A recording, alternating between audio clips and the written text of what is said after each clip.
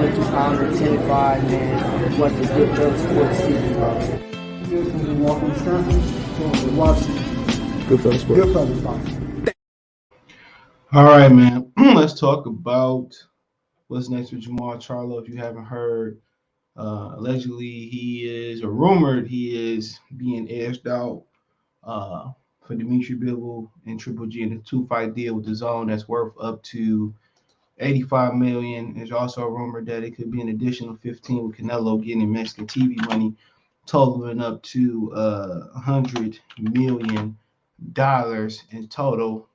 That he lost out apparently, or the rumor was allegedly that Showtime had a deal for him of $50 million to fight Jermall Charlo, but he opted for the 2-fight field from the Zone, understandably so. He's gonna make a lot of money there. So looking at the field as far as what the field has to offer for him, and obviously I'd love to hear you guys' opinions in the comment section. What y'all want to see him do next? A lot of people saying that he missed Canelo in his style, that the deal with the Canelo deal, he tried to loop the bag. He didn't take the Charlo. He's scared of Charlo, whatever situation was it may be. But like I said, it's a business move. Y'all love to talk about business on the Charlo side of things, as far as the fan base with Charlo, about the money, this, that, and the third. A lot of people saying he got to fight Demetrius Andrade. They already said they don't want to fight Demetrius Andrade. And they don't want to fight Demetrius Andrade because he's a southpaw. And both Charlo twins struggle with that perpetual movement, and they struggle with southpaws, as a lot of fighters did. Like I said, watch the DeMarcus Chop Chop Curly fight versus Floyd Mayweather when his father called from prison and said, don't put him in there, Floyd in there with another southpaw. Kind of give you a little bit more insight on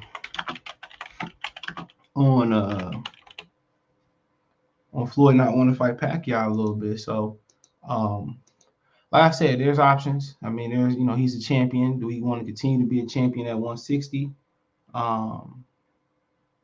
That's the question. Do you want to continue being a champion at 160? Do we want to move up, test the waters, retain his championship? They're gonna try to strip him too quick. So I honestly don't know exactly, weight wise with the gains. I don't think he's struggling to make the weight. So I mean, should he stay there? And you look at the options, if Triple G win, he moving up to fight Canelo. So is Triple G gonna be stripped immediately, and Eubanks kind of get the belt, and Eubanks already said he didn't want to fight. So let's go through the list of fighters real quick, right? So let's look at this division. He stay here, right? We talk some rumors too. So Munguia, Adames, Eubanks, Zibidi. I don't think Munguia fighting no time. He can fight Adames. Fought Derevchenko. Other than that, no other names. Escobar fought Colby, fighting Jenovic for the WBO title, I believe, after the one that vacated by Demetrius Andrade. Keep looking. It's really nothing there. A lot of these dudes are Rosario there, but a lot of these dudes are more risk than reward. Jason Rosario, Gabriel Rosado, Jose Benavidez moving up. Michael Zafra beat Montiel. Already beat Salucky. So will he fight Sergio Martinez? Martinez is on one leg. I guess it would be somewhat of a money fight. That's what it kind of be, semi money fight. It would be semi money fight. So if you're talking about his options at 160 and nobody moving up, you highlight. I don't think Munguia fighting him. So Eubanks already chose not to fight on lead PBC, or not work with him. So you look at Adames, Erislandy, Lara. If Murata win, Sergio Martinez, and that's about it. I don't think he take the risk of Zenneback even if he get the belt. So those are the guys that he's looking at. Like I said before, how those guys, Lara's interesting because he's trained with each other.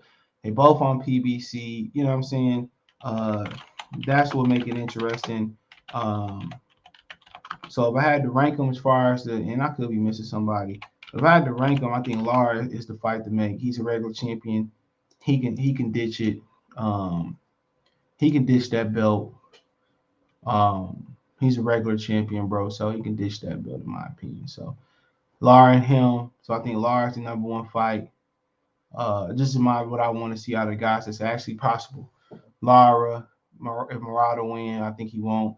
But Lara and Diamond's probably the two fights that make sense in promotional wise, and probably that can't happen. So he could move up to 168, enter there, and the Danny Jacobs fight has always been there for him. So that hype is already built in. But Danny Jacobs actually fighting this weekend. A lot of people may forget he fighting John Wright in the UK. Nobody really cares. He's regressing. So the threat of Danny Jacobs being able to beat Charlo, especially if he move up to 168, he struggled with Chavez.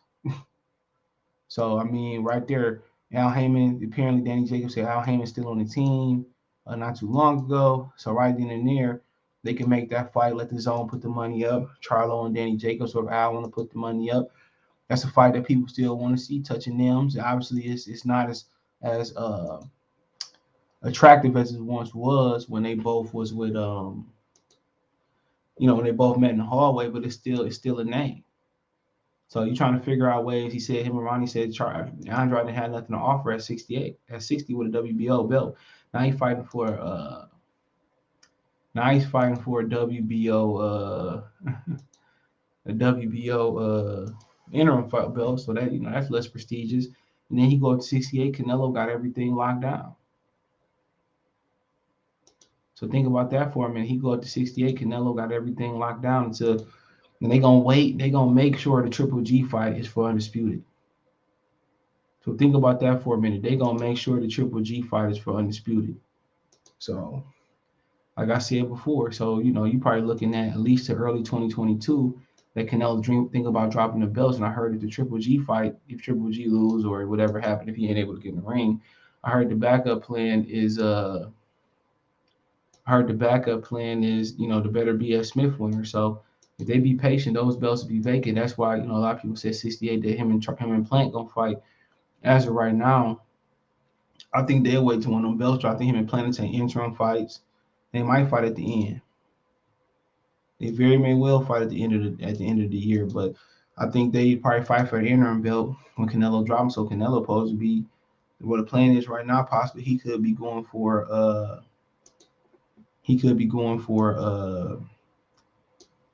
undisputed at 175 after Triple G, so he could very well drop the big belts in September and plan Charlo and Plant tune up real quick. They come back later in the year and fight for one of those vacant belts. So then they might put him in the ring eventually. A couple fights later, they might put him in the ring with David Benavidez. So you probably see maybe Plant Charlo at the end of the year, top of next year.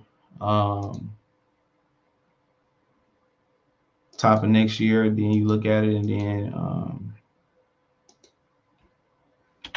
then maybe Benavidez in 2024 or something. That's how they roll. So probably what you're looking at. So him and Plant probably will fight, and they probably drag the winner in the ring versus Benavidez. But like I said, Benavidez, he got a tough fight on his hand with David Lemieux. I'm telling y'all, he got a tough fight. His style play right in David Lemieux's hand. So I mean, like I said before, we'll see what happens. This is why they fight the fights. That's why fights ain't won on paper. So, realistically at 168, you probably possibly think of Danny Jacobs. That's probably one of the biggest name for him. Then maybe Caleb Plant. People say possibly Anthony Durrell. So you're looking at PBC fighters. I don't see him fight David Morrell at all as of right now, and he's not gonna fight Canelo. He might, not Canelo, but he obviously not fight Canelo, but obviously not gonna fight Demetrius Andrade as well too. So, like I said, probably Anthony Durrell, Caleb Plant, Danny Jacobs,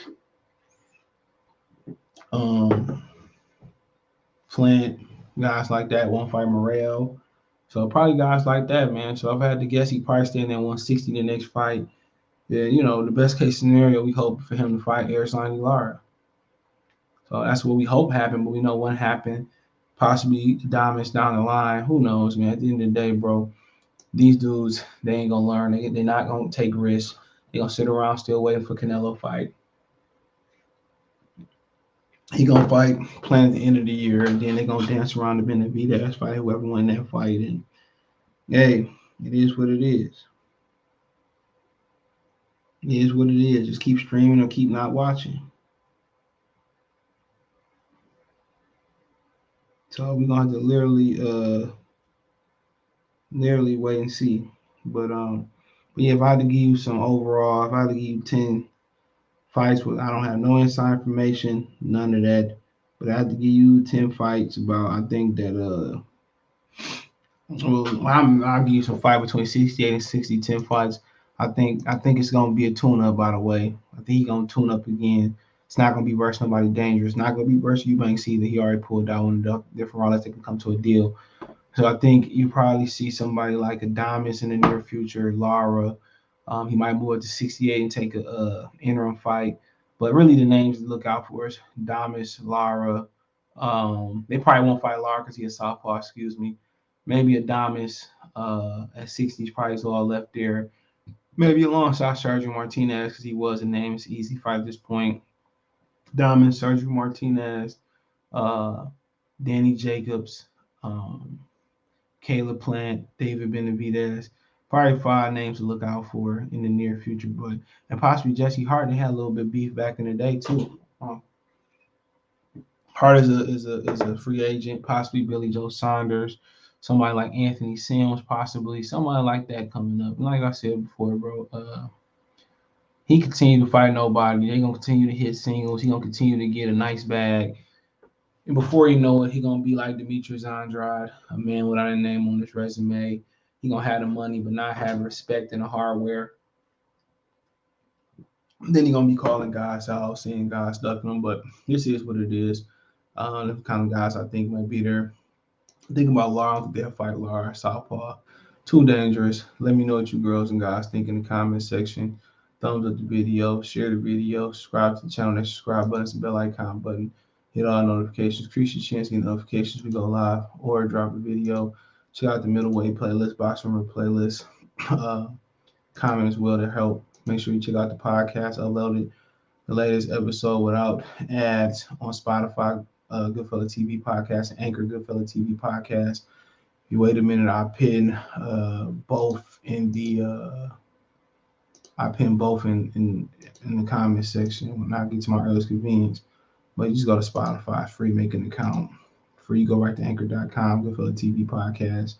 They got an app you can listen for the free ball. Just appreciate everybody that been supporting me. Listen to there. You ain't got to worry about the ads of YouTube. You ain't got to worry about,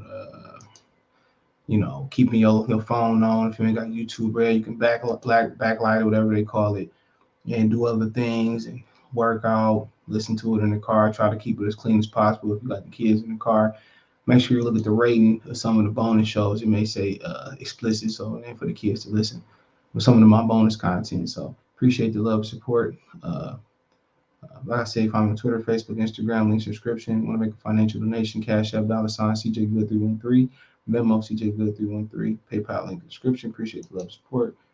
Peace.